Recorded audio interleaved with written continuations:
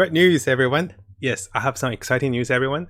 So what happened is after the survey that was conducted, and we also had a video to promote, so everyone vote for the survey. So we got everyone to vote for the survey, and we talk about the things that matter us the most. And guess what? The developers has responded. The first one and the most important one is original Resin. There are going to be changes to it, and those are really good changes. Firstly, the original Resin daily task was a little hard on the battle pass, because if you didn't purchase and you didn't spend any of the federal resins, you can't get to the cap initially. So they're changing that from 1,600 to 1,200. And furthermore, this is the better part that I'm pretty excited about. Initially, you can only store up to 120 original resin. Now you can go to 160. That means there's less downtime, there's more regeneration time. This is a good step forward. So they haven't changed the time for the resin to change. They haven't changed the amount we get the resin, but they allow us to have a 40 maximum cap. This is a good step forward. And what I hear is with 1.1, we will be getting more resins. So the way we can get more resins will be increased as well. For example, you can log in for more resins, and there might be events for more resins. Now, if you're wondering what they meant about the battle pass change with the weekly, so if you come over here, and you can see that with the weekly missions, currently we're looking at 1,600 resin. And you can see that for this week, I did spend some of my federal resin, and did recharge, or I did spend the 50 primal gems for the 60 resin every day. So it's not really a recharge, but I was using the free-to-play currencies I get from the daily commissions to try to complete this 1,600. But if you're a free-to-play player, you're looking at 180 a day, and over the course of 7 days, you're looking at close to 1,300. And that doesn't make sense, because unless you actually recharged, or unless you actually used your federal resins, you can't get to 1,600. So it's not very friendly to the free-to-play players for this one, and because you want to save your primal gems for visuals. So it's really nice that they're actually looking towards this, because I felt maybe they subconsciously or they hintedly wanted to promote spending for this one. But I didn't want to talk about it, but I was really happy they actually made the change for this one as well. Now, if you haven't subscribed, this is a really good time to do so. Make sure you also turn the bell on for the latest news, as I find more of them for us. You can see that we're really dedicated for Genshin Impact. We'll have builds, guides, tips, news, and events updates for everything that's Genshin Impact related. Next up, we had a question about the keeplines for controllers settings, and those are getting adjusted for version 1.1. And also the question about the ways to filter artifacts. This is also going to be adjusted in version 1.1, and this allows us to filter artifacts better. I am working on an advanced artifact guide to help you get more experience with ×2 and ×5 to maximize your artifact, and also I have a budget way to filter purple artifacts. I'll have that video for you guys likely tomorrow.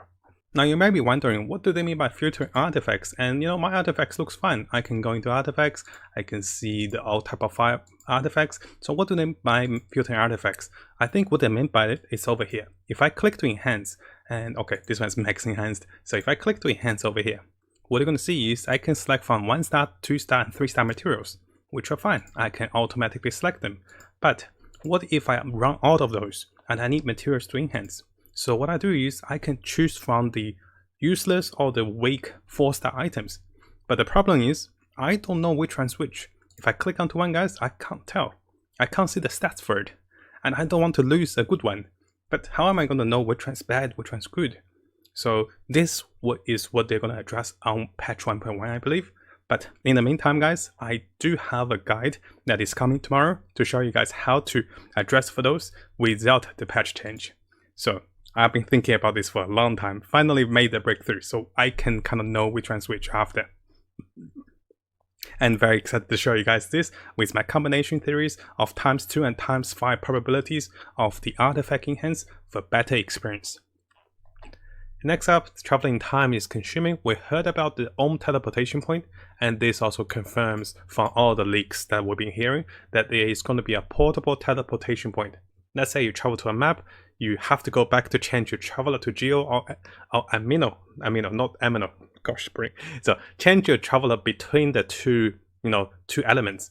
But you want to get back to where you are, right? So you put down the teleportation point, you teleport back, and then you worship the statue, then you come back. So this way you don't have to run across the world. You can set up your own waypoints. I am not sure how many waypoints we can set up, but currently there should be a few, I'm hoping. But even if it's one, it's really helpful. There's also a question about selecting equip artifact and weapons with character that has them. So small changes and updates with artifacts and weapons with 1.1, so know exactly what characters have what artifact and what weapons. It's much more quality of life summaries, but I think it's good that we're refining the game, because the easier it's for the players to enjoy the game, the more players will play, the longer we'll play. There was also a question about how damage is calculated with more than one shield. This is quite interesting because personally I only had one shield with Noel, but if you consider Bedu and Noel with both of the shield having 120 protection, so when the monster deals 10 damage, so here we're going like a little deeper into the damage calculation.